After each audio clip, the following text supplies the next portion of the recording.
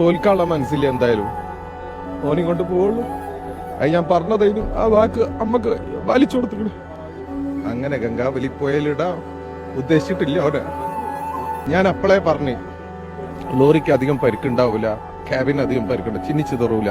എനിക്ക് ഉറപ്പുണ്ടായിരുന്നു ഓന ആ ക്യാബിന്റെ ഉള്ളിൽ ഉണ്ടാവും.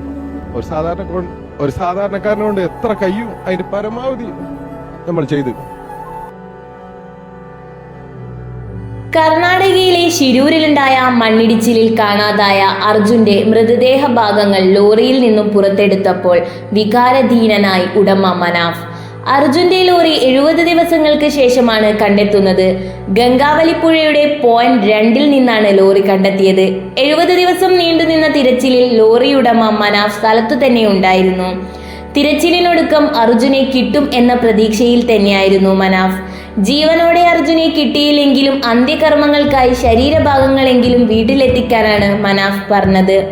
അർജുനെ കണ്ടെത്താനുള്ള തിരച്ചിലിനിടയിൽ പലപ്പോഴും പല തരത്തിലുള്ള കുറ്റപ്പെടുത്തലുകൾ നേരിടേണ്ടി വന്നിട്ടുണ്ട് മനാഫിന്. സ്വർണ്ണക്കടത്തിലേക്ക് വരെ നീളുന്നതായിരുന്നു മനാഫിനെതിരെ വന്ന കമന്റുകൾ. എന്നാൽ അവയ്ക്കൊന്നും ചെവി കൊടുക്കാതെ അർജുനെ കണ്ടെത്താൻ വേണ്ടതെല്ലാം ചെയ്തു കൊടുക്കുക എന്ന ദൃഢനിശ്ചയത്തിലായിരുന്നു അദ്ദേഹം. എനിക്കുറപ്പായിരുന്നു ലോറിക്കുള്ളിൽ അവൻ ഉണ്ടാവുമെന്ന്. ഇപ്പോഴെന്തായി, ഒടുക്കം ഓനെ കിട്ടിയില്ലേ. പക്ഷേ ജീവനോടെ ഓൻ്റെ കുടുംബത്തിന് തിരിച്ചു കൊടുക്കാനായില്ല.